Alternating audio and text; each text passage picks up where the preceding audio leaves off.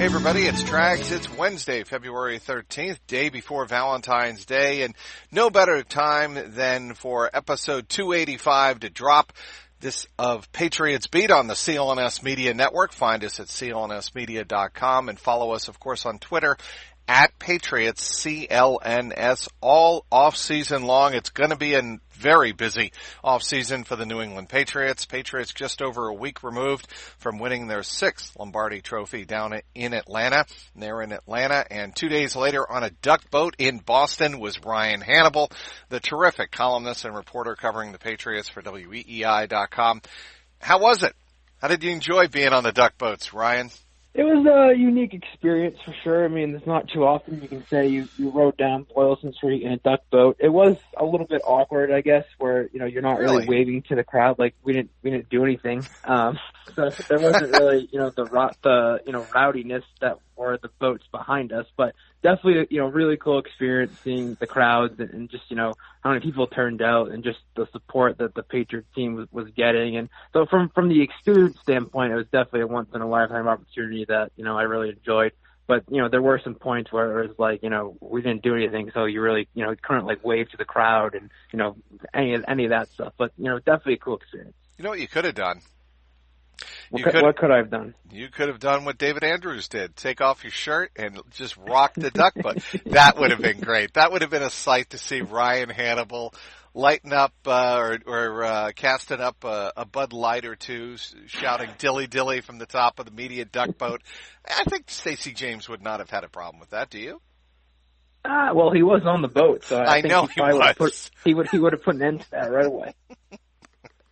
But I will say I want to take credit for I did call David Andrews for being one of the sleeper most party going people in the parade. I called that beforehand. Did you really? Well, you nailed that. You couldn't have been more accurate about that. It was the fun thing, and I was down actually on Boylston Street.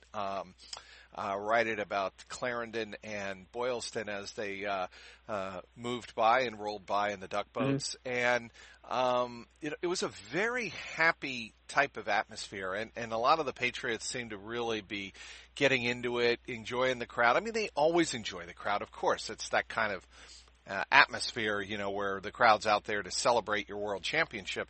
But it just seemed like, to me, this group of Patriots was very appreciative and very laid back, which was nice to see. I would agree with that as well. I think we sort of got that feel the whole postseason. They sort of had that, they had like that quiet confidence about them where they, going into Kansas City, yes, they were the underdogs. They had that, sort of confidence that they could get it done. And, relating to the parade, I think obviously the temperature of it being 60 degrees definitely helped out. Everyone's moods were better, and, everybody was more, happy and excited than they would be if the weather was, say, 20 degrees. As it was and raining and snowing when I was on the duck boat 2 years prior for the 28-3 comeback against the Atlanta Falcons. Great. I mean, it was an incredible game. It's ironic because this year the game was kind of a dud. I mean, to be honest, agreed. 13-3. There was really no drama. You really pretty much knew that the Patriots were the better team when they stepped on the field, and despite Brady scoring just 3 points with 5 possessions in Rams territory in the first half, you knew the Patriots were the better team, period. But 2 years ago, the game was great, but the parade was just a downer because the weather just kind of sucked. Any of, you gave me the David Andrews one. Any 2 or 3 other best highlights from covering the duck boat parade? It's hard to say because, I mean, like I said before, we were boat number 2. So we were in the front of the pack, so you really couldn't see anything going on behind us. I mean, in front of us was Robert Kraft and the Kraft family, and then behind us was Bill Belichick, Josh McDaniels, Nick Caserio. So that wasn't really exactly like a rowdy part of the parade. I mean, the signs were certainly, fun to see going through. And then afterwards, we talked to a couple of players, but most of them just got right on the buses and were out of there. So from a coverage standpoint, there really wasn't much to sort of see from our vantage point. But obviously, going back and watching all the videos and tweets and all that stuff, Gronk was obviously, a major highlight. Edelman, the offensive line, And so, like you said before, it was really good to see the players just embrace the fans, and sort of that went along with how they really did the whole season. So a shirtless Gronk wearing a police vest is among the number of players that I wanted to address with you and their future with the Patriots. Gronk and Devin McCourty. We'll start with those two, and whether or not you think they're going to be back with the Patriots next year. I think Gronk's done, but I could be surprised. I could certainly be proven wrong there. And Devin McCourty. Let's just start there. Those two. Gronk, I'm sort of with you. I think that I'm leaning towards him being done. And yes, there could be something that comes into play where maybe Tom Brady goes to him and tries to make his pitch to have him come back for another season. But, what is there to come back for if you're Rob Gronkowski? What else is there? There is something to be said for going out on top. And I think I go back to the way that Gronk was talking Super Bowl week about, the abuse that his body took and how much it is just to come back on a weekly basis. And that's something that people don't really think about is, how much abuse these players' bodies take, and people just expect them to come back the next week and be ready to practice on Wednesday. And so that was sort of the first time that we had Gronk just sort of give specifics on, the way he was feeling, just the way that he went about that week. I sort of got the sense that he was preparing mentally for that to be his last game. So like you said, things could certainly change, but I think as of now, I'm leaning towards him retiring. And then with Devin, that's a tough one. I think that, he made those comments on opening night and then sort of took them back the next day and has sort of been backpedaling ever since. I think the latest was earlier this week when he talked to Albert Breer of MMQB, where he basically said he hasn't made up his mind. He wants to take a step back and see how his body feels. I think he's sort of, deciding. And I guess if I had to lean one way or the other with him, I would say he comes back. I think that not only will, the Patriots defense try to sway him to come back, but also maybe the coaching staff. I think something's to be said for all the number of coaches that are leaving and how important it is to have a guy like Devin back who's been around for a while, who can communicate, who can be a leader. And I think that not only will the players try to, recruit him back, but also the coaching staff as well. All right, I'm going to give you three other defensive players, and I think you can make a case for them all being important, if not vital. Trey Flowers is vital. Yep. To me, they've got to find a way to bring him back, because I just don't know with a guy of his skill set and knowing the Patriots and the Belichick defensive scheme and, what they have put in place here. I think they want him back, and I think he comes back. Malcolm Brown and Jason McCourty. So those three. Let's start right off the bat. I don't think Malcolm Brown's coming back. I think, he was a solid first-round pick. He was a solid player for them, but I think that they're in a position where he may not be worth whatever contract he's going to get, and they can probably get, similar production from a guy that they either draft or, sign to a fairly, team-friendly contract. So he's probably gone. Jason McCourty, I think he's sort of in line with Devin. If Devin comes back and plays it again, I don't see a scenario why Jason wouldn't come back and sign a team-friendly deal. I think that there was really something to be said for those two playing together and how they sort of work with the defense. And I think that, they're basically a pair at this point. I wouldn't be surprised at all if Belichick makes it a priority to make sure that Jason comes back, if Devin comes back. And then Trey Flowers, I'm with you. He's very important to the defense in the front seven. He knows the Belichick system. He knows how to play that defensive end spot. So it will be interesting to see what happens to him when he hits the market. I potentially could see a scenario where it's like Dante Hightower a couple of years ago, where he makes a couple of visits but doesn't really get the offers that he thought he might get just because of his numbers aren't really there with some of the other top-of-the-line defensive ends. And so maybe there's a scenario where he goes, makes a couple of visits, and then sees at the end that maybe the Patriots have the best offer and they know how to get the most out of him. So if I had to guess right now and put a percentage on it, I would probably say there's like a 65, 70% chance that Flowers comes back. So I think Trey Flowers is in a better position than Dante Hightower was. I think football personnel people who watch Trey Flowers play think he is a dominant player. I think Dante Hightower seemed like a terrific system player, one of the brightest players on the market, but he certainly was has been a playmaker at key points of his career. Super Bowl 51, AFC Championship, no question, in Kansas City. I mean, he has been a big-time player at big moments. But I think overall production, I think Trey Flowers has more of a ceiling. I would agree with you as well, and I think the other thing to look at, too, is the Trey Flowers he's not injury-prone. He's on the field pretty much every single week, whereas Hightower, that was a major concern where he, couldn't play more than 12 games in a season. So I do think that Flowers is in a better position than Hightower is, but, people are talking about, some crazy money going to Trey Flowers' way, and maybe some teams just look at the sack numbers and just don't see, why he's deserving of so much money, and that's why I could potentially see him coming back to the Patriots. But I could be wrong. A team could, overpay for a guy like Trey Flowers, and if a team's going to overpay for him, I don't see why he would, turn that money down to return to the Patriots for, lesser contract when he can get that big contract somewhere else. Speaking with WEEI.com's Ryan Hannable, you mentioned a little bit earlier, Ryan, all of the coaching movement on the Patriots staff, and there's a lot of it. Defensive signal caller Brian Flores is now the head coach with the Miami Dolphins, taking with him Chad O'Shea, Jerry Shaplinski, and Josh Boyer. Brendan Daly's gone, defensive line coach. He was hired by the Kansas City Chiefs. That's a lot of brain power off the Belichick staff, and he's dealt with, has Bill, in years past, a lot of transition. This feels different to me. And I hate to use that cliche about the Patriots in weeks 1 through 4, but this does feel a little bit different in terms of the amount of brain power that the Patriots are going to have to replace on the defensive side of the ball. Obviously, Greg Schiano, the new defensive coordinator, has a lot of familiarity with Bill and vice versa. But your thoughts on losing that much brain power all at once? Yeah, it's definitely a lot. Just think about it. The only defensive coach coming back next year, positional coach, is Steve Belichick, and so that's a lot of new faces coming in. And yeah, it is sort of unusual. I think that it's sort of a combination of a lot of things.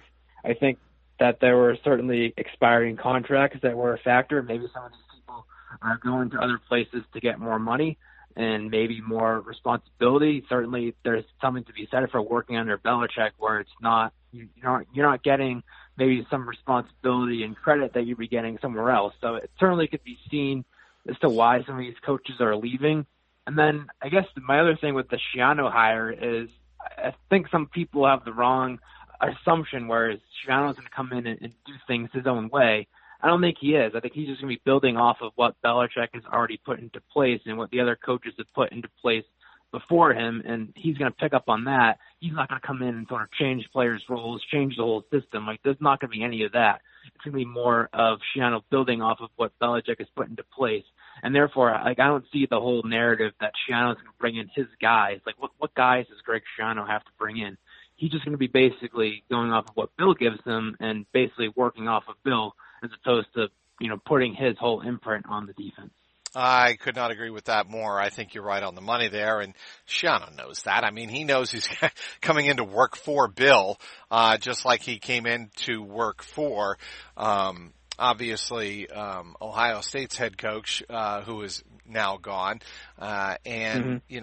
he knows what the deal is working for Belichick. And, much like Urban Meyer, Bill Belichick is an alpha dog, and I don't think that's going to change at all. It's a good point that he's sort of going from one of the best college coaches that will coach the game to one of the best or the best professional coaches coach the game. So he sort of knows his role, and I think that could serve him well.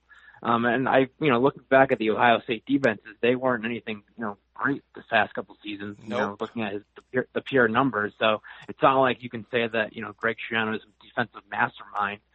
He's a good coach. He's coached in the NFL before. He's coached some of these Patriots players before. But, I think there is something to be said for just, going along with what Belichick has already put into place and just building off of that as opposed to coming in and sort of, changing things a lot.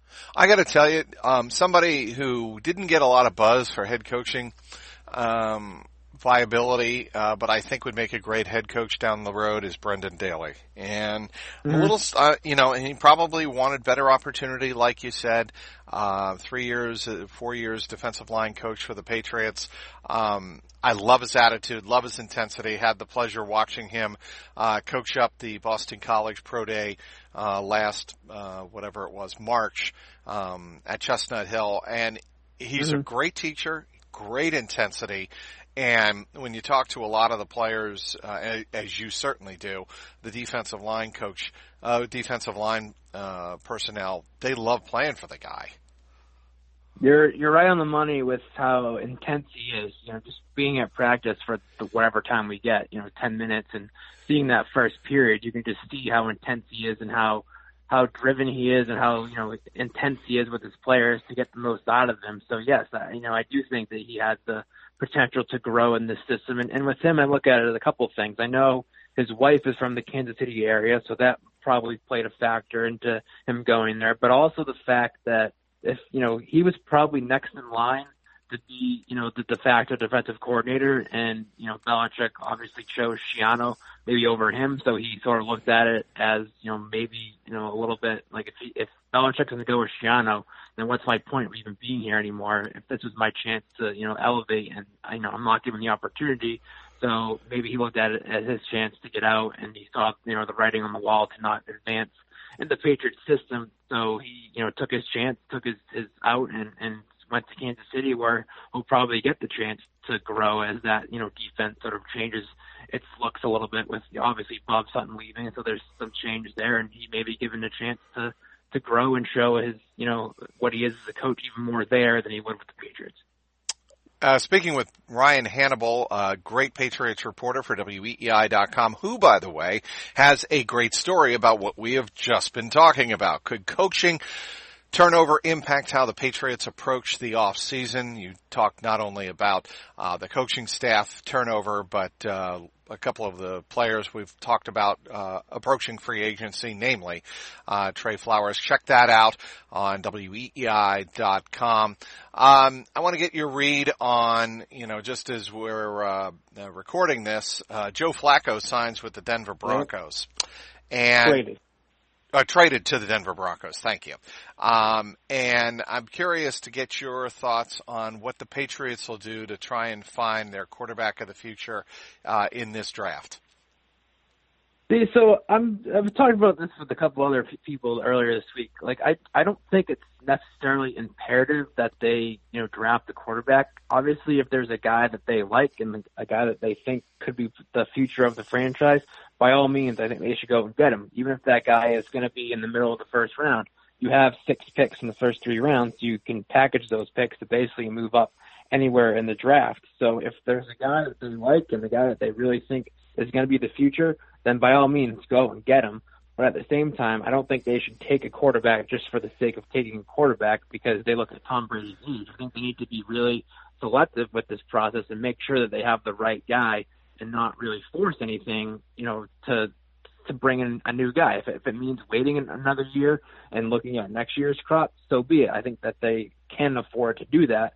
But at the same time, there needs to be a little bit of urgency because Brady is 42 years old. And you just don't know, when exactly the end's going to be for him. Obviously, it's not going to be next year, probably not going to be the year after that. But, after, the next year or two, it's pretty much, no one really knows what's going to happen. So it's in the back of your mind, but I don't think it's a priority like everybody else is making it out to be. Kyler Murray, yes or no? No. He's a very talented player, but I don't think he fits the Patriots system. And I think that he's probably going to be a top 10 pick at the end of the day, once he goes through all the combine and all that stuff. And he does have a lot of leverage too. Say he gets taken at the end of the first round, he can basically say to that team, like, I can go play baseball and make more money.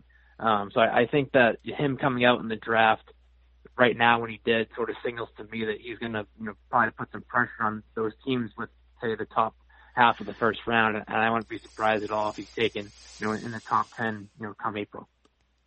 Want to get your thoughts on Kareem Hunt. I think I get the fact that the current Browns general manager drafted Kareem Hunt in Kansas City, but it just seems like a big gamble for a team that is clearly turning the corner in the Cleveland Browns for them to take. That was my first thought. I mean, just look at this last season that they had. Like, they haven't had any more positive publicity in, the last 10 years combined. Right. And they're in a prime position to, probably make a run at the playoffs for that matter next season.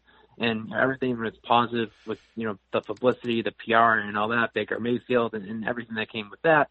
But now you have this sort of cloud hanging over, in Kareem Hunt and, going into training camp next July, the biggest story with the Browns is going to be Kareem Hunt, not the Browns, making a run at the playoffs and Baker Mayfield coming along in his second year and all that positive stuff. Now it's going to be, what's Kareem Hunt's role? How many games is he suspended? When can he return and all that? So I think that just from the Browns and a PR standpoint, I don't know if that was necessarily the right move to make, especially when you already have a couple of young, talented backs, namely Nick Chubb. It's not like they needed a running back.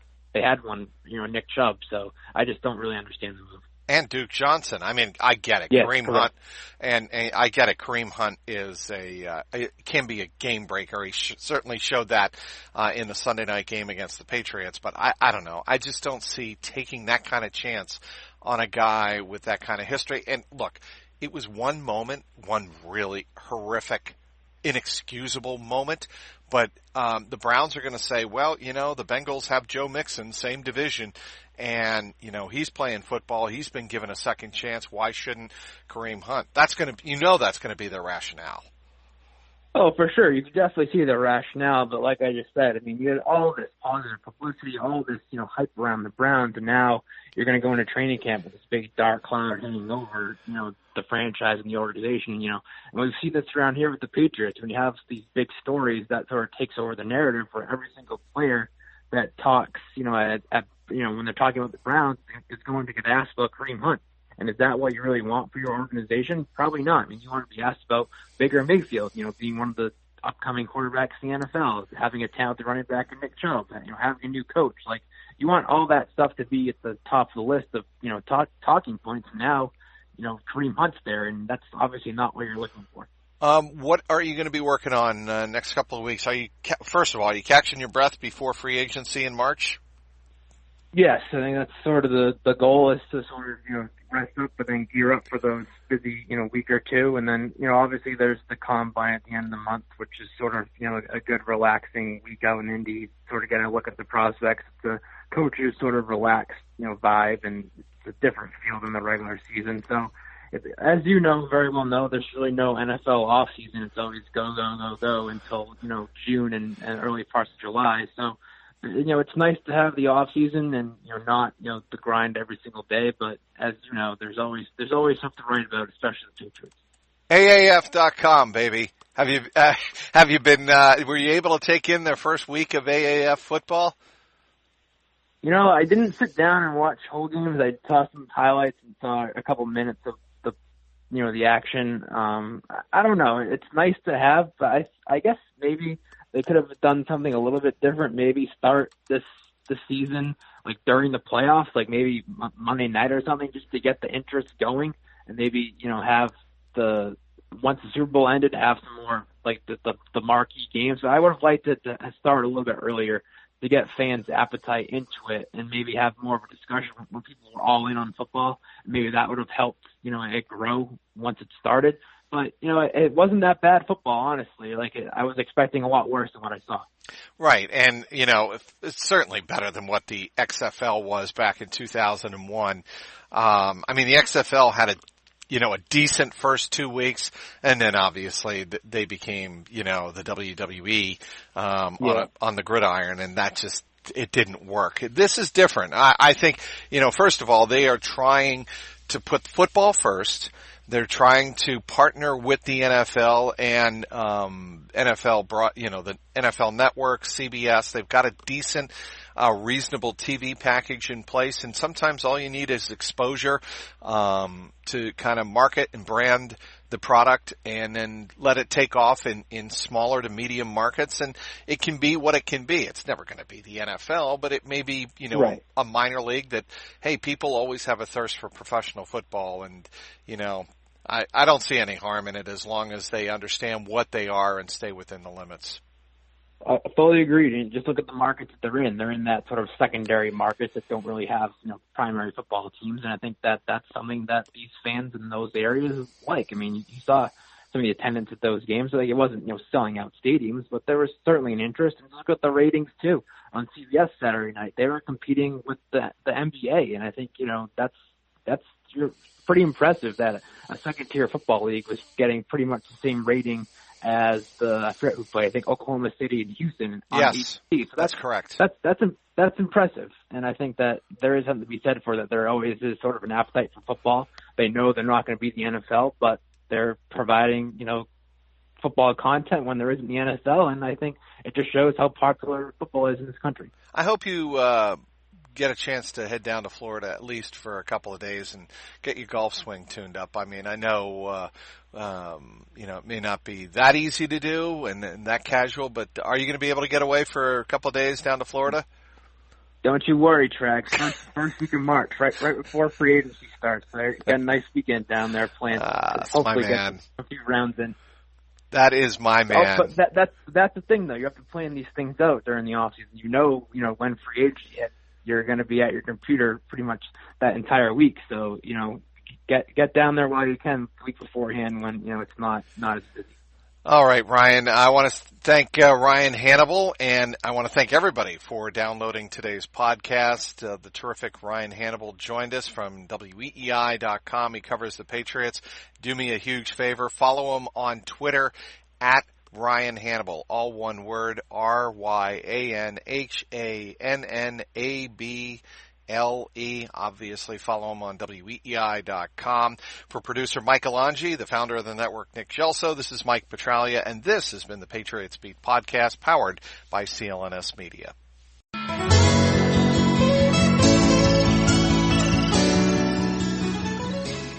Hello, I'm Dan Lothian, host of the Behind the Media podcast on the CLNS Media Network.